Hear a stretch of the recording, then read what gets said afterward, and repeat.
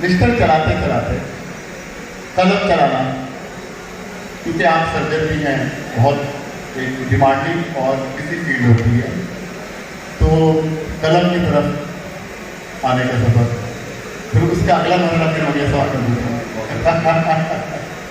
بہت بہت شکریہ. مجھے لشکری صاحب نے یہ بتایا تھا صاحب نے کہ ہماری آج کی اس تقریب کا عنوان ہے عزم پاکستان. اس کی طرف بھی آئیں گے موٹیویشن اسپیکر کی، جب بات کریں گے تو آپ سے پوچھیں گے. جب بھی مجھے اپرچونیٹی ملتی ہے کہ نوجوان سامنے ہوں جی تو میں ضرور کچھ نہ کچھ کو بات بتاؤں. ہم آپ کو موقع دیں گے، لیکن آپ پہلے ہمیں یہی بتائیے ہمارا سوال کوئی ہے. جی بہت شکریہ. اصل میں نے اسلام آباد سے کیا تھا اپنی ارلی اسکولنگ، اور وہاں میری بڑی خوش قسمتی کہ وہاں ہمارا اسکول تھا جو سرکاری اسکول تھا، جس کی 4 روپے فیس ہوتی تھی، اور ہم کو 4 روپے بھی نہیں دیتے تھے کہ اس لیے کہ وہ مجھے 5ویں میں اسکالرشپ ملا تھا تو وہ 4 روپے بھی نہیں ہوتے تھے. مگر اس اسکول کے اندر جو ہمارے ٹیچرز تھے ان میں ظہور الحق ظہور صاحب جو کہ مستند فارسی کے شاعر تھے، اس کے علاوہ ایک جی ایم شاہ صاحب ہمارے ہیڈ ماسٹر تھے جو بعد میں انٹرنیشنل اسکولس وغیرہ میں تھے. تو وہ بہت ہی کمال کا ایک اسکول تھا. تو شروع سے ہی ہمارا شوق جو تھا وہ پڑھنے لکھنے کی طرف، جو لوگ ڈاکٹر بھی بنے، انجینئر بھی بنے، وہ سارے کے سارے اسی تربیت گاہ سے نکلے جہاں کتابوں کی باتیں ہوتی تھیں. مجھے یاد ہے کہ وہ جو ناول ہے نا امراؤ جان ادا، 8ویں جماعت میں تھا تو لائبریری سے میں نے وہ نکالا تو وہاں ایک ٹیچر کہنے لگے کہ اس کو نہ ایشو کریں، یہ 8ویں جماعت کا طالب علم ہے، یہ کیوں پڑھ رہا ہے. تو ایک ہمارے حنیف صاحب تھے جو لائبریری کے انچارج تھے، بارش بڑے بزرگ، انہوں نے کہا نہیں یہی تو اس کی عمر ہے کہ اس کو لٹریچر کو پڑھنا چاہیے. تو ہمارا اس زمانے میں اسکول میں اس طرح کا ماحول رہا، اس کی وجہ سے تعلیم سے ادب سے تعلق رہا اور وہ پھر چلتا رہا آگے. میں 10ویں جماعت میں تھا جب میں نے شاعری شروع کی، اور یہ ظہور الحق ظہور صاحب جیسے بزرگ جو تھے وہ اس کی اصلاح کیا کرتے تھے اور ہم ان کو اپنے ٹوٹے ٹوٹے شعر سنایا کرتے تھے. خیر اس کے بعد جب میں ڈاکٹر بنا تو رشتہ میڈیکل کالج میں بھی اسی طرح کا لٹریری ماحول تھا. تو شاعری صرف ظہور صاحب کو کریڈٹ دیتے ہیں کسی اور کو؟ جی میرا خیال کوئی اور حادثہ تو نہیں ہوا اس وقت؟ ویسے بھی تو بڑی شاعری آتی ہے. کیا جیسے میں موٹر سائیکل میرا رکشے پہ لگ گیا تھا حادثے سے ہی مراد ہے. تو بس اس کے بعد پھر میں جب یہاں میں ڈاکٹر بنا تو اس کے بعد ایف سی بی ایس کرنے کے بعد FRCS کرنے کے بعد میں نے ماسٹرز کیا میڈیکل ایجوکیشن میں. تو اس کی وجہ سے بھی کوگنیٹو سائیکالوجی اور یہ سافٹ اسکلس کے ساتھ میرا تعلق ہوا، تو اس کی وجہ سے یہ سارا سفر چلتا رہا. زبردست. نزاکہ شکیلہ صاحبہ، ریڈیو پاکستان آپ ذات منظور پہلی خاتون اسٹیشن ڈائریکٹر لاہور کی. آپ کا شمار، اچھا ریڈیو میں پروگرامرز تو بہت ہیں، لیکن بہت کم پروگرامرز ہوتے ہیں جن کی آواز بھی اچھی ہوتی ہے، جو خود مائکروفون پہ بول بھی سکتے ہیں، کسی بیٹ بھی کر سکتے ہیں اور اچھی آواز کے طور پر کسی بھی پروگرام کو کر بھی سکتے ہیں. تو آپ نے ریڈیو بطور فداکارہ جوائن کیا یا ایز اے پروڈیوسر کیا؟ تھینک یو سو مچ سجاد.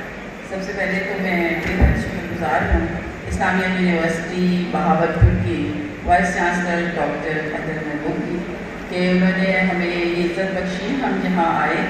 اور یہ سب لوگ جو میرے سامنے یہاں بچے موجود ہیں تو مجھے بڑا اچھا لگا کہ وہ کیا کہتے ہیں میٹھے لہجے اور شیریں زبان والوں سے آج میری ملاقات ہوئی ہے.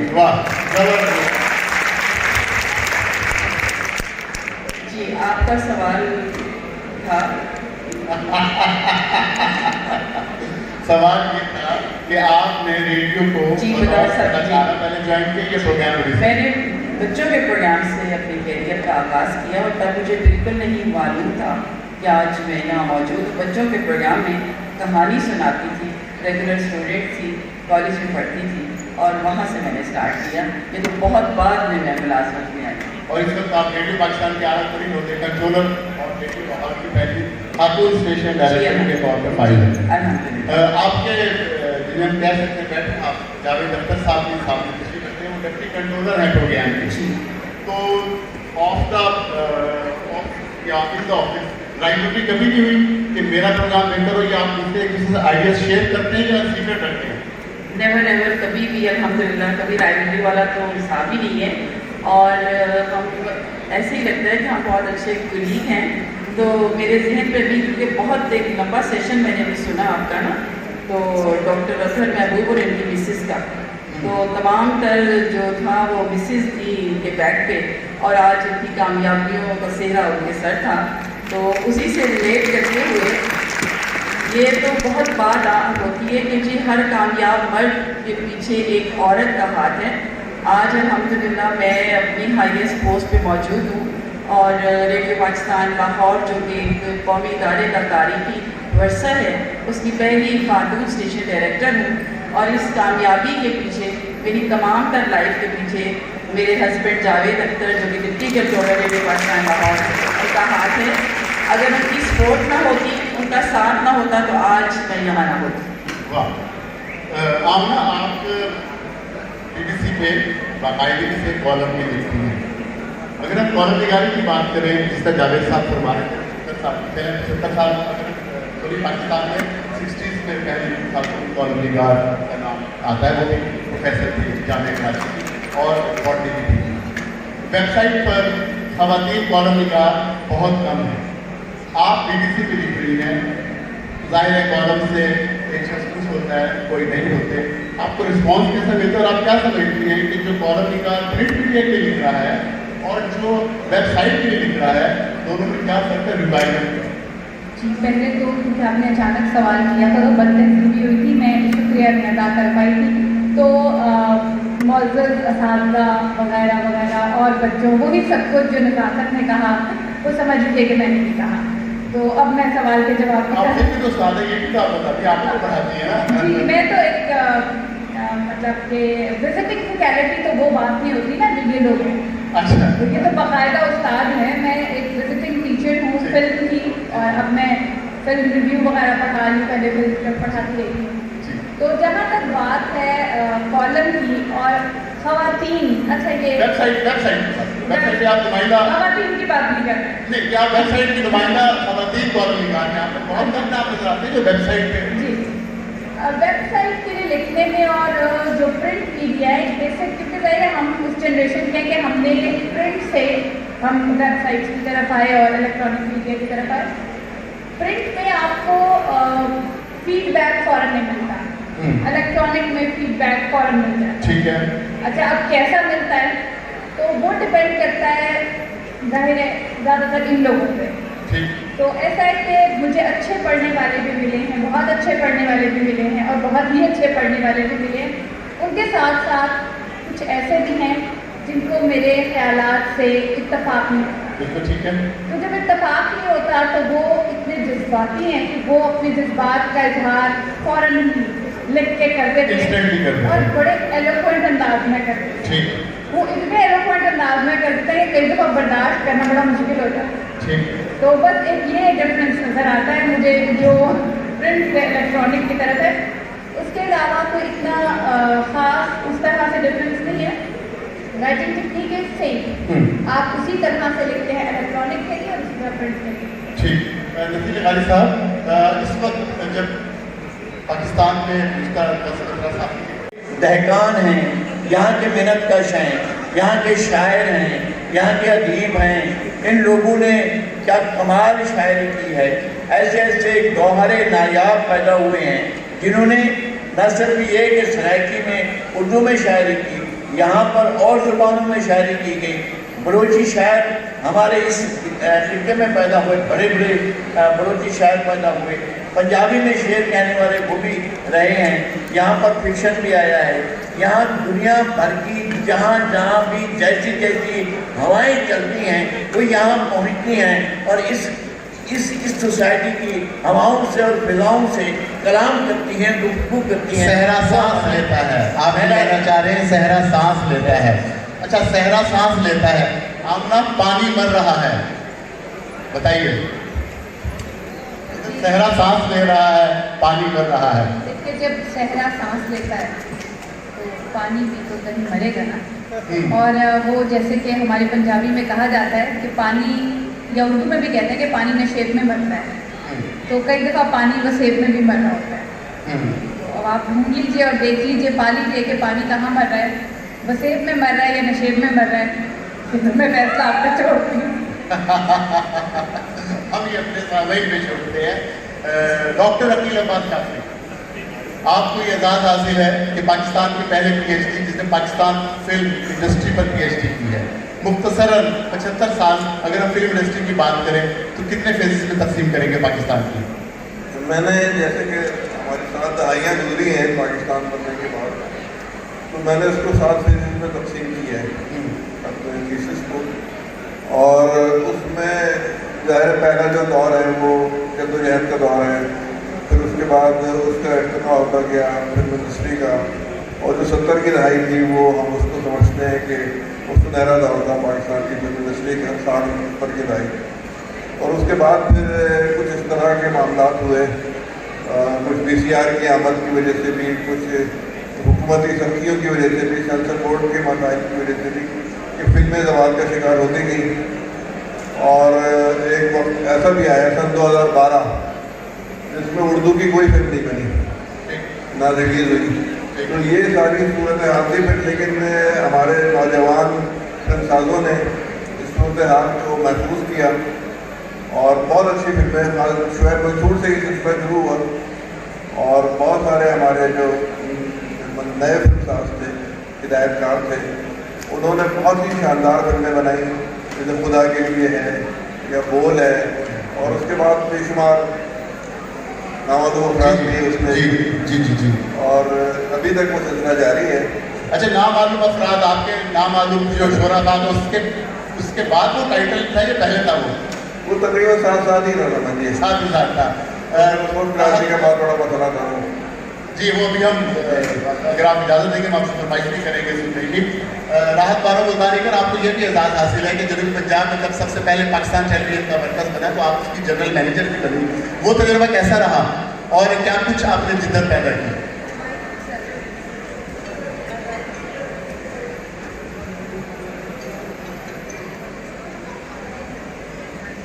السلام علیکم جی. I am very much honoured کہ آج مجھے نہیں میں نے السلام علیکم. Very much honoured to be part of this conclave. Thank you. Multan میں جب PTV ہوا 2008 میں اسٹارٹ ہوا تھا، تو لیکن میں GM بنی تھی 12 میں 1.5 سال کے لیے. نئی بلڈنگ میں ہم نے شفٹ کیا، تو ملتان کے لیے بہت بڑی بات تھی، کیونکہ ہمیشہ سے میری امی بھی ریڈیو لاہور کی فنکارہ رہیں، اور جتنے آرٹسٹ ہیں they had to travel to Lahore. ہر کسی کو لاہور جانا پڑتا تھا پاپولیرٹی کے لیے، گانے کے لیے، فلم کے لیے، ایون شاعروں کو، لکھاریوں کو. دیکھیں اصغر عبد السید صاحب ہیں، اور ملتان سے بہت بڑے لوگ ایکٹرز اتنے نکلے، سہیل اصغر صاحب تھے جی. اسی طرح ملتان میں فلم کے جو ایکٹرز ہیں نامور، وہ لوگ سارے ہی لاہور کراچی شفٹ کرتے ہیں. تو ایک بڑی درینا خواہش تھی یہاں کے لوگوں کی کہ یہاں پر ریڈیو تو 1970 میں آیا تھا، بٹ PTV بہت لیٹ آیا 2008 میں، اور اس میں گورنمنٹ کا یہ سٹانس ہوتا تھا کہ جی لاہور قریب تو ہے. حالانکہ جگہ جگہ جو ہے وہ آپ اگر ورلڈ میں دیکھیں تو کچھ حد کے بعد تقریباً 100 میل کے بعد TV اسٹیشنز ریڈیوز قائم ہوتے ہیں جیسے. ہاں جی. تو خطہ بہت ڈپرائیو تھا. مجھے گورنمنٹ نے آفر کیا، پھر I accepted the job, and obviously میں اپنی جتنی مجھ سے ہو سکتی تھی اپنے خطے کے لوگوں کو میں سرو کروں، ان کا انٹروڈکشن کراؤں، کیونکہ آلریڈی ملتان سے بہت بڑے بڑے لوگ جن کی شکلیں لوگوں کو نہیں پتہ، آوازیں تو ریڈیو پہ لوگ سنتے ہیں مگر وہ ان کو لوگوں نے دیکھا نہیں. تو ہم نے کوشش کی کہ ان کے پروگرامس بھی کریں، ان کی یاد میں بھی کریں، اور جو موجودہ لوگ ہیں ہر اس کے اور from all walks of life ان کو ہم TV پہ پہنچائیں گے. یعنی آپ نے آواز کی دنیا کے لوگوں کو تصویر کی دنیا کے ذریعے متعارف کرایا. کوشش کی. راحت صاحبہ کے لیے بہت ساری تالیاں. عمر، آپ بہاولپور میں ہاکی کی لیگیسی کو لے کے چل رہی ہیں، اور الحمدللہ اس وقت آپ پاکستان قومی ہاکی ٹیم کی کپتان بھی ہیں. کیسا سفر رہا؟ کہاں پلے بڑے؟ بہاولپور میں کن کن اسکولوں میں پڑھے؟ اور یہ کپتانی تک کا سفر کوئی آسان تو نہیں تھا یقیناً.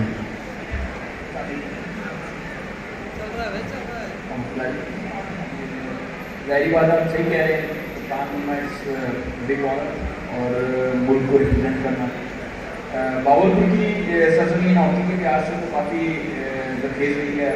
سمیع اللہ، ہدایت اللہ، متی اللہ، اور لاسٹ میں ہمارے پاس یہاں سے ڈاکٹر عاطف رشید جو ماشاء اللہ سے ڈاکٹر بھی تھے، اور وہ انہوں نے بھی پاکستان ہاکی ٹیم کی کپتانی کی ہے. تو الحمدللہ اس کے بعد اب میں ریسنٹ کیپٹن ہوں پاکستان ہاکی ٹیم کا. میں پاکستان جونیئر کی بھی کپتانی کی ہے. یعنی کہ جب سے میں نے اپنا شروع کیا تھا تو میں باقاعدہ یعنی کہ کہہ سکتے ہیں کہ کپتان ٹریول کرتا ہے پاکستان ہاکی ٹیم کی کپتانی کی ہے. اسکولنگ میری جو ہے وہ کٹرا کم ہائی اسکول وہاں سے. اس کے بعد میں SPS first year second year engineering کی. انفارچونیٹلی میں کمپلیٹ نہیں کر سکتا انجینئرنگ. آن ورڈ پھر کیری آن نہیں کر سکتا کیونکہ کیمپنگ ہوتی ہے, ٹریننگ ہوتی ہے, شیڈول تھوڑا سا بزی ہوتا ہے.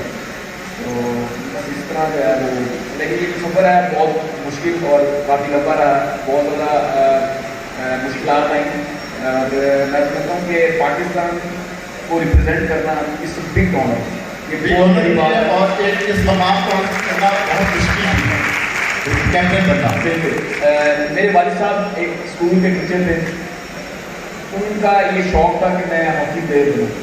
بیسیکلی ایز یوزل جیسے ہمارے یہاں کرکٹ کو زیادہ پروموٹ کیا جاتا ہے, لیکن جتنے بھی ہمارے لوگ پرانے دور کے ہیں وہ جانتے ہیں کہ hockey is one of the best game, کیونکہ اس میں مینٹل جو آپ کا جو برین ہے اور جو فزیکل جتنا اس میں یوز ہوتی ہے شاید اور گیم جو یہ ہاکی اور باسکٹ بال فاسٹسٹ گیم ہے ورلڈ کی. تو میرے والد صاحب نے بہت زیادہ ریزسٹ کیا اور الحمدللہ انہوں نے میری اس ہاکی کی جو ہے شوق کیا اور الحمدللہ پھر اللہ تعالیٰ نے بھی اس میں کامیابی کی اور آج پاکستان ہاکی ٹیم بننا چاہتے ہیں. تو اچانک ایک پین ہوا ہے اور میں ہاسپٹل گیا ہوں, تو وہاں جا کے ECG ہوئی اور مجھے بھی نہیں پتا اور نہ ڈاکٹرس کو پتا تھا کہ یہ کیا ہو گیا, لیکن اللہ تعالیٰ کا جتنا شکر ادا کروں اتنا کم ہے کہ ڈاکٹرس نے جو بتایا کہ وقت پہ ہر چیز ہو گئی ہے. تو آپ سب کی دعاؤں سے الحمدللہ اب میں بالکل فٹ ہوں اور ٹریننگ وغیرہ اسٹارٹ کر دی ہے اور انشاءاللہ آپ کو جلدی نظر آئیں گے. ابھی تمام دعائیں آپ کے ساتھ ہیں. اسی سے ریلیٹڈ آخری سوال پھر ہم کرکٹ پہ بات کریں گے. ابھی شین واٹسن کا بھی ایسے انتقال ہوا. آج کل یہ فیل ہوتا ہے کہ کھلاڑی فٹنس پہ توجہ کا اگر میں یہ بات نہ کرتا تو مجھے کیسے پتا چلتا ہے کہ آپ سب لوگ جاگ رہے ہیں. تو کیا کھلاڑی فٹنس پہ توجہ نہیں دے رہے یا میڈیکلی جو ان کے فزیو ہون پہ توجہ نہیں دے رہے؟ ایکچولی فٹنس پہ تو کام ہو رہا ہے, فٹنس پہ ہی کام ہو رہا ہے تو ریکوری اچھی ہو جاتی ہے. اس میں اب میں کچھ بھی نہیں کر سکتا یا آپ بھی کچھ بھی نہیں کہہ سکتے, قدرتی اللہ کی طرف سے ہے. کرکٹ میں اس وقت پاکستان کی کرکٹ ٹیم ایک تو الحمدللہ گزشتہ سال سے پاکستان میں کرکٹ کا ریوائول ہوا ہے. PSL بھی آئی, کرکٹ کی ٹیمس بھی آ رہی ہیں. اب آپ جو ہمارا ایک ٹارگیٹ ہمیشہ سے ہوتا ہے ورلڈ کپ کا, اس کے حوالے سے کیا تیاریاں ہو رہی ہیں اور آپ کیا ٹارگیٹ دیکھتے ہیں کہ پاکستان کی تیاریاں کس لیول کی ہو رہی ہیں اور انشاءاللہ جب ورلڈ کپ آئے گا تو ہم کس مقام پہ ہوں گے؟ سب سے پہلے تو اللہ تعالیٰ کا جتنا بھی شکر ادا کریں اتنا کم ہے کہ پاکستان میں انٹرنیشنل کرکٹ دوبارہ سے اسٹارٹ ہوئی. جی بالکل. اور اس میں جو فینس کو کرکٹ کی جو ایکٹیویٹی چاہیے تھی وہ اپنے گراؤنڈ میں دیکھ رہے ہیں, انجوائے کر رہے ہیں. اور باقی اوور آل دیکھا جائے ٹیم کی جو کارکردگی چل رہی ہے جیسے بھی, اور الحمدللہ پچھلے 2 سال سے بہت بہتر ہو رہی ہے. جی بہت بڑا سرپرائز تھا کیونکہ میں پروفیسر بھی ہوں اور میوزک میرا ایک ہابی ہے, ایک شوق ہے. تو جب مجھے بتایا گیا کہ آپ کو تمغہ امتیاز ملے گا 2008 میں, تو ایکچولی مجھے پتا بھی نہیں تھا کہ تمغہ امتیاز کا, کیونکہ اپنی کو پرائیویٹ پرفارمنس اور ستارہ امتیاز ملا ہوا ہے. تو کبھی میں نے سوچا بھی نہیں اور نہ کبھی اپنے آپ کو ان کے برابر سمجھا, نہ کسی اور بڑے آرٹسٹ کے برابر سمجھا. تو میرے لیے it was really something astonishing. اور مجھے بہت خوشی ہوئی میں کہ جنوبی پنجاب میں سے آپ کو یہ مل جائے گا, تو مجھے بہت اچھا لگا, بہت اچھا. اللہ تعالیٰ کا شکریہ. صاحب آپ کی شناخت انٹرویوز کی بھی ہے اور آپ کی انٹرویوز مختلف آپ نے اپنے کیریئر میں لاتعداد آپ نے سیاسی شخصیات اور شعبوں کی ممتاز شخصیات کے انٹرویوز کی. کون سی سیاسی شخصیت ایسی تھی جس کا جب آپ نے انٹرویو کیا تو آپ کو کافی مشکل فیل ہوئی اس کی پرسنالٹی کے حوالے سے جب جواب آپ لے رہے تھے؟ جو ویل انفارم سیاستدان, کیونکہ عموماً سمجھا جاتا ہے کہ سیاستدان شاید اتنا مطالعہ یا ویل نہیں ہوتے اپنی جماعت تک ان کا مطالعہ کا انسان ہوتا ہے. میں بڑی بات کر رہا ہوں کیونکہ کتاب مجھے آج بھی یاد ہے, میں نے سینٹرل لائبریری میں آپ کی پڑھی تھی تو وہ بھی یاد ہے. اگر یہ پوچھتے کہ کس کے ساتھ گفتگو کرتے ہوئے آسانی ہوئی تو میں بتا دیتا. دونوں مجھے آسم زرداری سے میں نے ان کے 50 سے زیادہ انٹرویو کیے ہیں لگاتار. اچھا. اور سیکوینس کے ساتھ کی ٹھیک اور ہر ہفتے کی.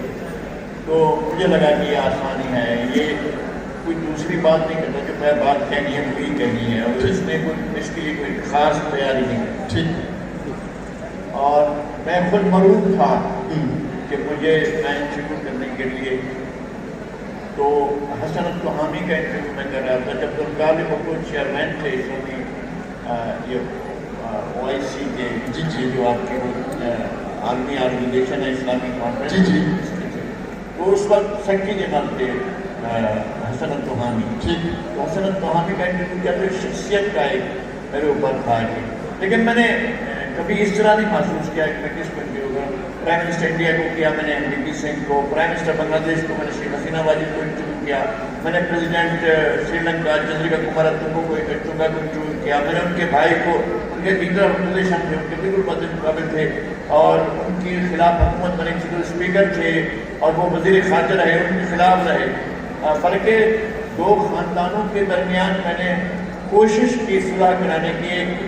یہ جو بندرا نائک کے خاندان تھا, چندریکا کماراتنگا اور انورا بندرا نائک, دونوں کے ساتھ میرے اچھے تعلقات تھے اور آخر میں ان کی آپس میں اچھی ہو گئی تھی. زندگی میں اس کو یہ حلال نہیں تھا تو ان کو نہیں ہے. میں نے مرتضیٰ اور بے نظیر بھٹو کے درمیان بھی ایک خیر سگالی کا ماحول پیدا کرنے کی کوشش کی تھی اور وہ دونوں بھی زندگی کے آخری دن تک ایک پیج پر آ گئے تھے اور وہ ایک ساتھ تھے. اور بے نظیر کے میں نے بے شمار انٹرویو کیے, بھٹو صاحب کے ساتھ میں ملا, بھٹو صاحب کے ساتھ گفتگو ہوئی. میں نے امداد مولانا کا انٹرویو کیا تھا, مجھے بہت اچھا لگا تھا. مسلم لیگ کے قائداعظم کے ساتھ میں اس دور کے وہ سیاستدان تھے. اکبر بگچی کا انٹرویو کیا ہے کہ کئی دفعہ کیا, وہ ایک بڑی باروق شخصیت. آپ کی عمر کا پتہ چل گیا. میں بہت قدیم ہوں. پیدائش شہر صاحب پہلے کی بات ہے, انعام گھر میں اس کو سب سے بڑا انعام ہوتا تھا موٹر سائیکل کا. تو وہ میں نے جیتا تھا اور میں تیسرا ونر تھا موٹر سائیکل ون کرنے والا انعام گھر میں. اور اس کے بعد پھر میں نے اس کے سالانہ پروگرام کو بھی جیتا. تو پھر ان کی انتظامیہ نے یہ کہا مجھ سے, پاکستان ٹیلی ویژن کے لوگوں نے, کہ اب آپ ہماری ریسرچ ٹیم میں آ جائیں اور ہمارے لیے سوالات کا انٹرویو کیا کریں. تو اس کے بعد پھر یہ سلسلہ شروع ہو گیا کہ جو مختلف کوئی پروگرام ہوتے رہے پاکستان ٹیلی ویژن کے.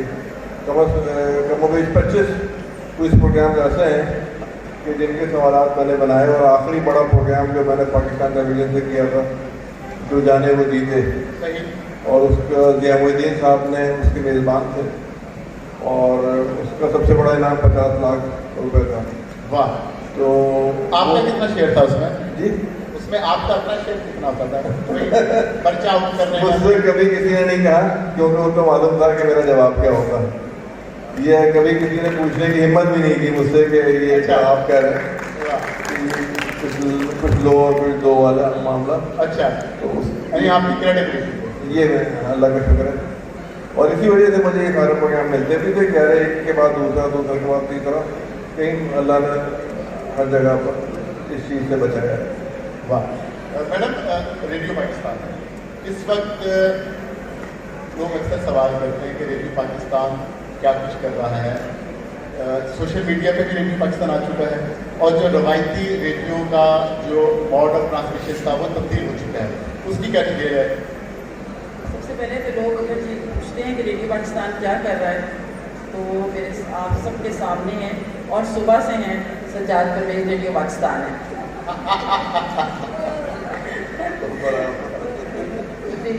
دیکھیے جیسے جیسے ہر جگہ پہ ترقی ہوئی ہے, آپ نے پہلے سے ذکر بھی کیا اقیام پاکستان سے اب تک جیسے 3 اسٹیشن تھے, تو اس وقت ریڈیو پاکستان پورے 62 اسٹیشن کے ساتھ کام, ماشاءاللہ زبردست. 40 FM اسٹیشنز ہیں اور 22 AM جنہیں ہم میڈیا بیچتے ہیں. جہاں تک آج کے دور کی ترقی اور یہ سوشل میڈیا کی بات کر رہے ہیں تو اس کے ساتھ ساتھ ہم کوئی وہ ریجڈ لوگ نہیں ہیں کہ ہم اسی روایت پہ قائم ہیں کہ ہم ایک ہی میڈیا ہوتے تھے. جب پاکستان بنا ہے تو صرف ریڈیو پاکستان ہے, بالکل. PTV بھی بہت بعد میں آیا اور لیکن آہستہ آہستہ ترقی کی بنیادیں جیسے جیسے طے کی, جتنے چیلنجز ہمیں سامنے, جتنا کمپٹیشن ہمیں ملا, ہم نے کوشش کی ہے کہ اس میں ہم پورے اتریں اور ہم اپنی اینالاگ کی طرف سے ڈیجیٹلائزیشن کی طرف جا رہے ہیں, جو سب سے زیادہ میرا خیال ہے آج کے دور کی نیڈ بھی ہے.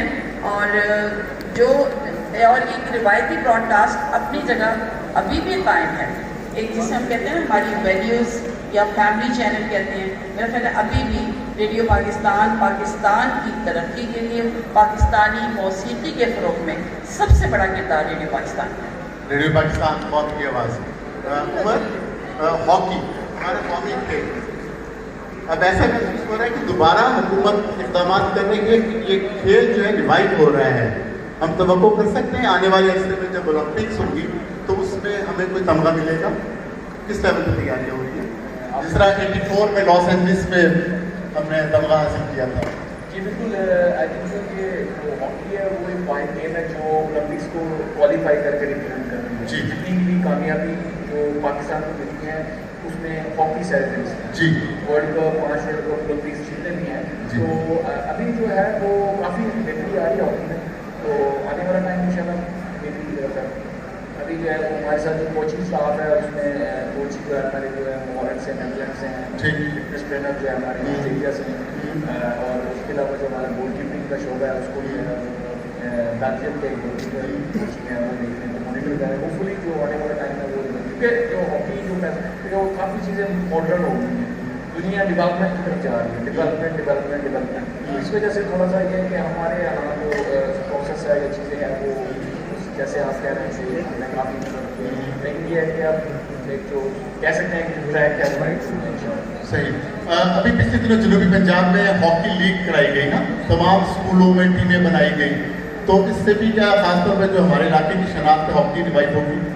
جی بالکل صحیح ہے کیونکہ آپ کسی بھی چیز کو بیسیکلی امپروو کرتے ہیں چھوٹی جگہ سے یا جسے کہہ سکتے ہیں بنیادی، تو میں سمجھتا ہوں کہ کسی جب بھی ہمارے بچے ہوتے ہیں ہم ان کو اسکولس میں لے کے جاتے ہیں پڑھائی کے سیکھنا یا جو بھی ہے، تو اس لیے اگر آپ ہاکی یا کسی بھی چیز کو اوپر لانا چاہتے ہیں تو اس کو سب سے پہلے اسکولس میں یا وہاں پہ انٹروڈیوس یا اس کو زیادہ اس پہ کام کیا جائے تو وہ آٹومیٹکلی آئے گی اور بچے دیکھیں گے تو وہ کھیلنا پسند کریں گے۔ تو ظاہر بات ہے کہ اب ہاکی کا یہ ایک ایسا ہو گیا کہ ہاکی ٹی وی میں بہت کم آتی ہے، نیوز میں بہت کم آتی ہے، جس کی وجہ سے جو جتنے بھی بچے ہیں ہمارے جو جنہوں نے انٹرسٹ شو کرنا اس کا کم ہے، ایز کمپیئر ٹو کرکٹ آپ دیکھیں تو اس میں زیادہ نیوز آتی ہے اور بچے کھیلتے نہیں ہیں۔ میں سمجھتا ہوں کہ اسکولس ہی بہترین جگہ ہے جہاں پہ آپ کسی بھی چیز کو اگر اوپر لانا چاہتے ہیں بہتر کہ ہر تو نہیں کہہ سکتے لیکن میجورٹی جو کالمسٹ ہیں یا تجزیہ کار ہیں، جب آپ ان کو سنتے ہیں تو آپ کو اندازہ ہو جاتا ہے، آواز بند بھی ہو کہ نہیں یہ تو فلاں پارٹی کے حق میں بات کرے گا یا یہ فلاں پارٹی کے خلاف بات کرے گا، لیکن آپ کی جو کوالٹی میں نے آبزرو کی کہ آپ کی بڑی بیلنس اپروچ ہوتی ہے، تو بیلنس اپروچ رکھنا زیادہ مشکل کام نہیں ہے بجائے یا وہ کام زیادہ مشکل ہے کہ ایک پارٹی کو سپورٹ کریں باقی کو مخالف کریں؟ میں نہیں کہتا کہ میں غیر جانبدار ہوں، میں جانبدار ہوں اور میری کمٹمنٹ ہے، ایسا نہیں ہے کہ میں کمیٹیڈ نہیں ہوں، میں کمیٹیڈ ہوں۔ میں ایک اس جغرافی کے ساتھ جس کا نام پاکستان ہے اس کے ساتھ میری کمٹمنٹ ہے، وہ ازلی اور ابدی کمٹمنٹ ہے اور اس پر کوئی کمپرومائز نہیں۔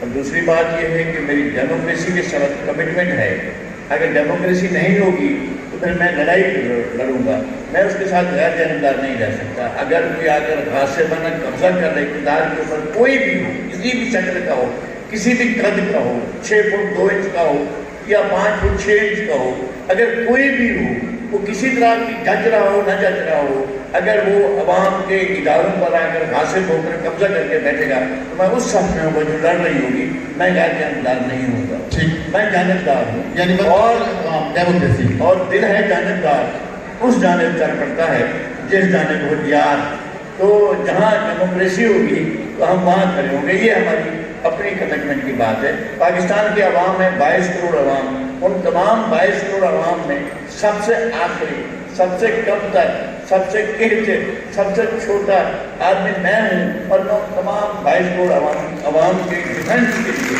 اور ان کے ہر حق کے لیے میں جہاں تک جا سکا میں جاؤں گا۔ یہ میرا اپنی ذات کے ساتھ میری کمٹمنٹ ہے۔ واہ کیا بات کی آپ نے خان صاحبہ، آپ کی والدہ تو خیر لیجنڈ ہیں، ان کا والدہ کی ظاہر ہے ہر چیز سے جو ہے واپس محبت ہوتی ہے، لیکن کون سا خاص ایک سنگل جو ان کا آئٹم فوک سانگ ہے جو آپ کو ہمیشہ ہی اچھا لگتا ہے اور بچپن سے آپ ان کو کاپی کرتی ہے گزراتی رہتی ہے کہ مجھے تو یہ بھی بیسٹ لگتا ہے؟ جی بہت سارے ہیں، پھر بچیاں بھی ہے، کھڑی دینی ہے سنیرے بھی کافی ہیں، پروگرام کے اینڈ پہ میں آپ کو سنا دوں گی کھڑی دینی ہے سنیرے جب اینڈ ہوگا۔ ہاں جی بات म्यूजिक सुनाने का नहीं कह रहे हैं, नहीं, मैं सुना नहीं सकता। वो सिर्फ ये कहते हैं कि आपको कौन सा आइटम, नहीं, उनका मकसद वही था।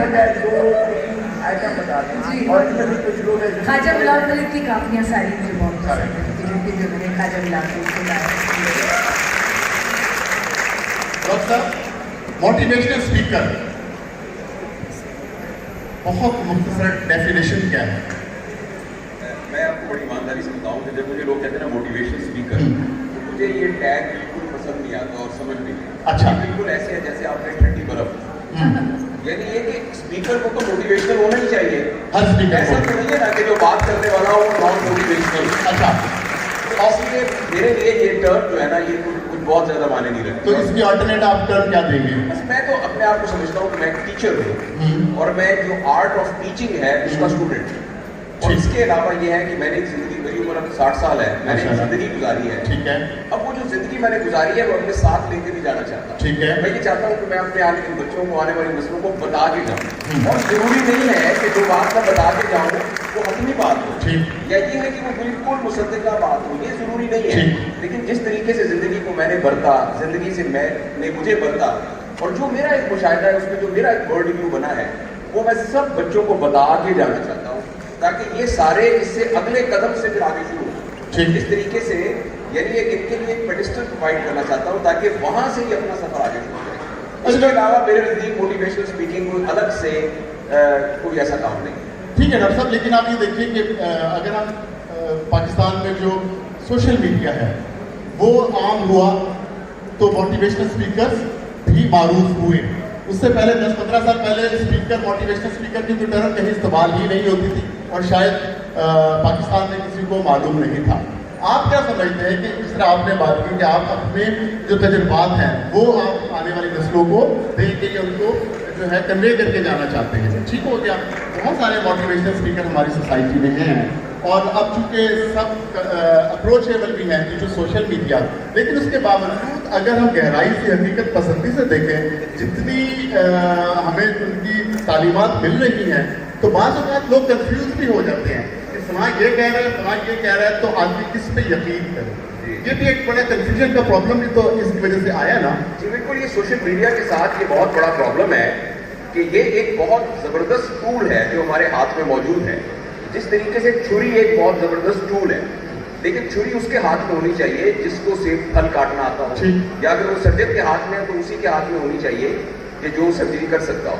अगर आपने अपने बच्चे को मोटरसाइकिल लेकर देना है तो उसके जो लॉज हैं उसको आने चाहिए, हेलमेट वो पहनता हो, 18 साल से उसकी उम्र ज़्यादा हो तो फिर उसको मोटरसाइकिल लेके दें। इसी तरीके से मीडिया के बहुत फायदे हैं, ये बहुत ही ज़बरदस्त टूल है जो हमारे हाथ में है, लेकिन इसका सबसे बड़ा प्रॉब्लम ये है कि अगर इसके साथ एक तरबियत का निज़ाम मौजूद नहीं होगा तो ये अनफिल्टर्ड डाटा हमारे पास आएगा। अभी चूंकि सब एडल्ट बैठे हैं और हम सीरियस गुफ्तगू कर रहे हैं, अभी भी आप फेसबुक खोलिए, जो पहली रील्स में वीडियो आएगी उसमें ज्यादा इम्कान ये है कि एक खातून ने ऐसा लिबास पहना होगा जो हमारी माएँ बहनें बेटियां नहीं पहनती। बिल्कुल ठीक है। वो उस तरह की एक्टिविटी कर रही होगी जो कि हमारे यहाँ एक नॉर्म नहीं है, मगर एक 5 साल का बच्चे को भी उसकी एक्सेस मौजूद है।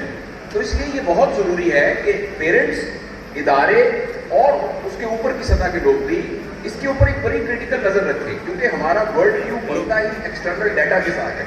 हम जैसा एक्सटर्नल डाटा हमारे पास आता है उसके मुताबिक हमारे हैबिट्स बनते हैं, हमारा दिमाग का पैटर्न बनता है। तो लिहाजा सोशल मीडिया का जहाँ तक ताल्लुक है इसको बहुत ही मॉनिटर करने की ज़रूरत है और पेरेंटिंग के प्रिंसिपल के तहत पता होना चाहिए कौन कितना देख सकता है और कहाँ तक देख सकता है। लिहाजा ये ज़बरदस्त हथियार है, मगर ये ऐसा हथियार है जिससे हम अपनी उंगलियां भी काट सकते हैं। जी, आपने इस हवाले से आप क्या कहेंगे, क्योंकि आप सोशल मीडिया का बड़ा अहम नाम है और आप शॉर्ट आपकी जो प्रोजेक्ट्स कर रहे हैं उसमें सोशल मीडिया के लिए भी बनाई जा रही है, फसी बाजी खान का कबाड़खाना के लिए भी मुझे मालूम है कि आप लिख रही हैं। तो जो डॉक्टर साहब फरमा रहे हैं कि आपकी सोशल मीडिया जो भी रिलेटेड है आपके इस बारे में क्या होगा? देखिए, डॉक्टर साहब ने बिल्कुल अपने पर्सपेक्टिव से बिल्कुल दुरुस्त बात फरमाई कि this is how you use a tool itself is not good और बैड, तो जाहिर है उसका एक वो है। और हमारे और ख़ास तौर पे स्टूडेंट्स के लिए जो एक हमारी जनरेशन की निस्बत इन लोग को एज हासिल है वो ये है कि जब हम लोग आप लोग की एज के थे, कभी हम भी आप जितने थे, तो जब हमें कोई काम करना होता था हमें मेन स्ट्रीम मीडिया के पास जाना पड़ता था। स्पेशली अगर हम स्क्रीन की बात करें तो हमने तो खैर उस दौर से शुरू किया जब सिर्फ PTV भी था। उसके बाद प्राइवेट चैनल आए थे तो हमें लगता था पता नहीं दुनिया कितनी खूबसूरत हो गई है कि एक और प्लेटफॉर्म मिल गया। तो अब इस वक्त पे हर कंज्यूमर एक प्रोड्यूसर है। लाइक आप ट्वीट कर रहे हैं तो आप प्रोड्यूस कर रहे हैं, आप अपना फेसबुक स्टेटस लिख रहे हैं, आप अपनी एक पिक्चर अपलोड करें तो आप प्रोड्यूस भी कर रहे हैं। तो वो जो शिकवा था ना कि जो पहले जब हम लोग लिखा करते थे तो सिर्फ हमसे सवाल होता था, और जब सोशल मीडिया नहीं मौजूद था कि आप ये दिखाएं या ये कहानी है या ये मसाइल हैं ये आप दिखाएं। अब ये है कि वो चीज़ें बड़े आराम से सोशल मीडिया पे अपलोड होती हैं, वो वायरल हो जाती हैं और हमसे ज़्यादा इन्फ्लुएंसर्स आगे आ गए। मेन स्ट्रीम मीडिया थोड़ा पीछे चला गया है और इन्फ्लुएंसर्स बहुत आगे आ गए, यूट्यूबर्स आगे आ गए। तो उससे ये है कि एक बहुत अच्छा चेंज भी आया है। और जाहिर है बच्चे हैं तो वो बच्चों वाली बातें भी करेंगे, वो हमारी बातें तो नहीं करेंगे जो हम करते हैं। तो उसमें बड़ी मज़े की बातें भी होती हैं, टिकटॉक पे भी हम देखते हैं और इधर उधर। तो सोशल मीडिया सर्व कर रहा है अपनी जनरेशन को, अपने टारगेट ऑडियंस को अपने वे में। अब जाहिर है वो उसमें अच्छाइयाँ या बुराइयाँ वो वक्त के साथ वो चलेगी, बट ये है कि इनके लिए ये बहुत लकी हैं कि इनके पास सोशल मीडिया है, ये प्रोड्यूस कर सकते हैं। यही डॉक्टर असर महबूब साहब भी ये कह रहे थे कि ये बच्चे लकी है कि इनके पास सारे गैजेट्स हैं, डिपेंड इस पर करता है कि रिसर्च करके कितना हासिल कर सकते हैं। अकील अब्बास जासिम साहब, आपने उस ज़माने में एक प्रोग्राम में मोटरसाइकिल की थी, बहुत पुरानी बात बहुत पुरानी बात है, आपको क्या हुआ कि उसका